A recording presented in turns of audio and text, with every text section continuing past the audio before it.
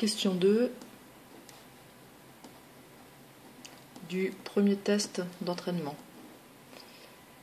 Alex, Sabrina et Elena sont réunis pour un goûter. Alex reçoit 2/5 du gâteau. Je vous rappelle l'énoncé.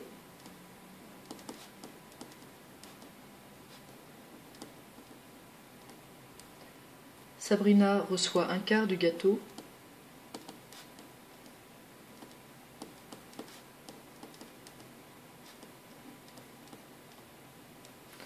Et Elena reçoit le reste.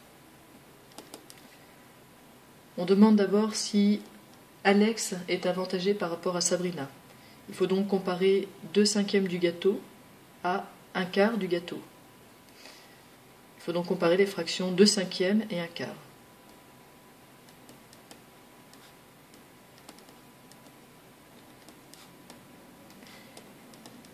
On ne peut pas les comparer telles quelles puisque des 5e de gâteau, ça ne fait pas la même taille que des quarts de gâteau. Donc on ne peut pas comparer 2 parts qui font des 5e à une part qui sont des quarts. On va donc d'abord se ramener à des fractions de même dénominateur. Et je propose pour ça de passer par 20. Donc je vais multiplier par 4 en haut et en bas, et ici par 5 en haut et en bas. Mes deux fractions à comparer sont donc 8/20 à comparer à 5/20. Et là, ça devient clair, 8/20 c'est plus grand que 5/20, et donc Alex est avantagé par rapport à Sabrina.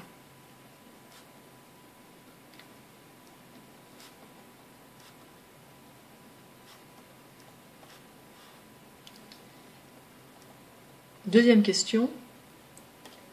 Quelle fraction du gâteau Elena reçoit-elle?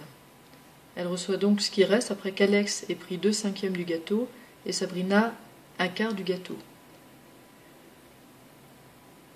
On a donc un gâteau entier auquel on soustrait 2/5 du gâteau et on soustrait encore 1/4. Ça va représenter la fraction du gâteau qu'Elena reçoit, c'est-à-dire ce qu'il reste. Un gâteau, moins 2/5, moins 1/4. On a déjà effectué ce type de calcul dans la question 1. Il faut passer par un dénominateur commun. Ici 20. Donc, comme tout à l'heure, je vais mettre ces deux fractions-là sur 20. Et pour celle-là, vous pouvez considérer que c'est 1 sur 1.